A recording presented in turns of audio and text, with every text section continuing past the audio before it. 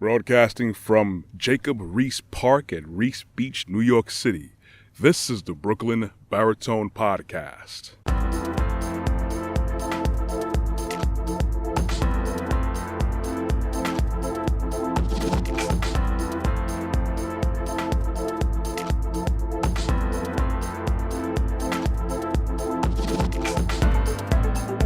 As usual, good morning, everyone. Thank you for joining me, even when you're not here in the morning, listening, afternoon, evening, nighttime. I very much always appreciate all the listens and the support. We live in America. At least I know I live in America. Brooklyn, New York, capital of the world. And I looked around and saw how much things that we actually have, all the liberties that we have, hence why people come to this country, especially this city, for so much opportunities. And we take a lot of things for granted here. We definitely do. When I say we, overgeneralization, there's a lot of people who do appreciate what they have. There are people who have come from other countries that come here to appreciate what we have. There are people who were born here who do appreciate what we have. But there's so much people that take for granted what we have. To keep it very simple, there are people who are in this world who are dying of thirst. There are people in this world who are infected by waterborne diseases because they don't have access to clean water, mainly contaminated water. There are people who have to walk miles to get to a well to get water, to get clean water. It's an ongoing struggle that many of us here will have no idea of what goes on. Yeah, we have our struggles and our strifes. We have so much things going on right now, but that's basically based off of human choices. When I'm talking about just the regular things that we use, running water, if you haven't guessed it, that's what I'm talking about. That's one of the liberties that we take for granted here in the good old US of A. And I'm going to speak primarily to New York, even though New York City is not the only place that does this. I drive around a lot. I've been doing it for years, and I've looked in, especially in the summertime, it gets hot. Someone pops open a fire hydrant or the water plug. And, for kids to cool off, for people to cool off the street because they may not have access to go to the park or go to the pool, wherever it may be that involves getting cool water, like where I am right now by the beach. And this has always been a thing to do.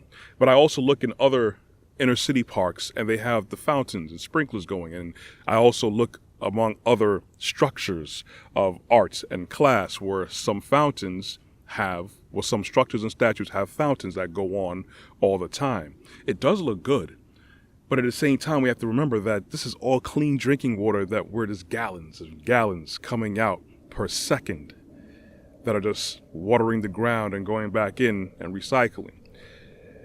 And it made me think that, listen, we have so much fantastic opportunities here and liberties here.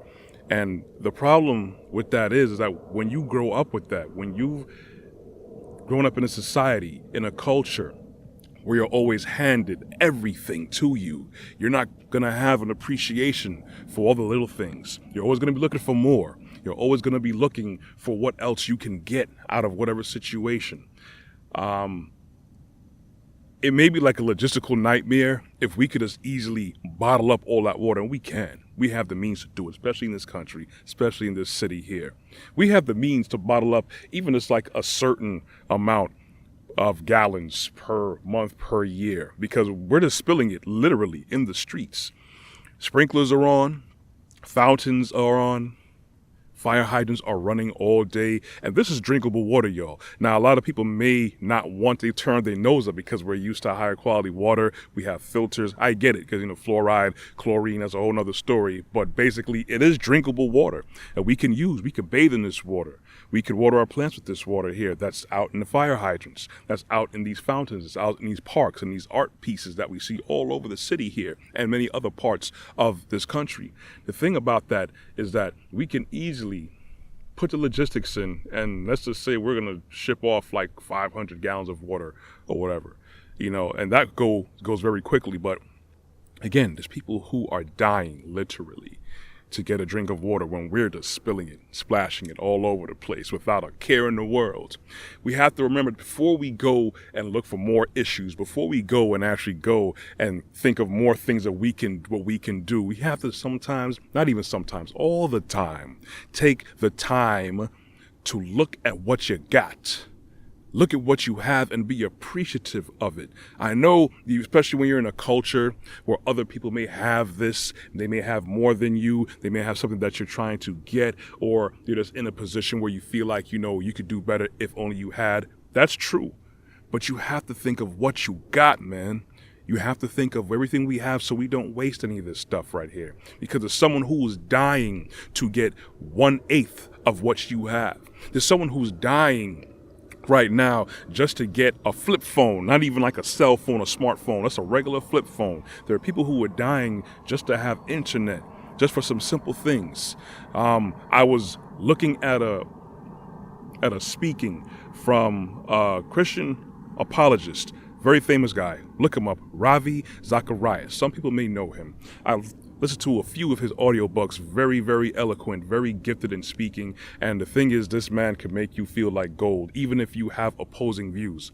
And it's another person that 2020 has taken away from us. And he was talking about the same thing that I was always thinking, where he was at some seminar and had people from Cambodia, and he said that they were so grateful, not of the money or the ability to travel or the luxuries that we may have in this country or other countries. They were grateful to have an ice cream break.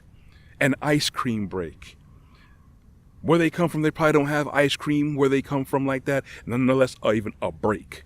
So we have to take stock of what we have. And this is a place, too, where we have so much food that's thrown away.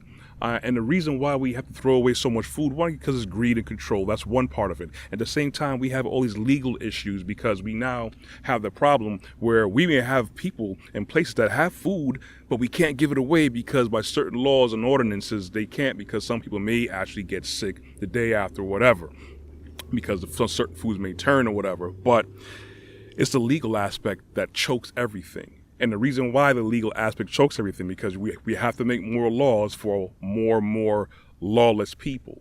And the unfortunate part is people will have wordplay when it comes to court. So when certain things come into play with law, you can't say or do certain things. So now we are constricted and restricted of what we can do and can say, even though we should have the freedom to do certain things. Anyways, that's all I got for the day. I want you to think about it. Think about every time you drive past an open fire hydrant or a fountain, or even seeing food that people are throwing away that is still technically good. Think about how good we have it. We got a lot of problems here, but that's a lot of self-made problems, self-inflicted wounds that we do to ourselves. You can always check my content at www.brooklynbaritone.com. You can also check out my YouTube channel. Make sure you guys subscribe at Brooklyn Baritone. I'm also on LinkedIn under Corey Ashley. I can be found on Instagram and Facebook. You can also catch my podcast on the Google Play Store and the Apple iTunes Play Store. Take care, you guys. Think of what you have. Be more grateful than that we are, because it's not as bad as we actually make it out to be. Anyways, that's all I got. I'm out. Be good. I'm enjoy this day. Be blessed. You'll hear from me next week.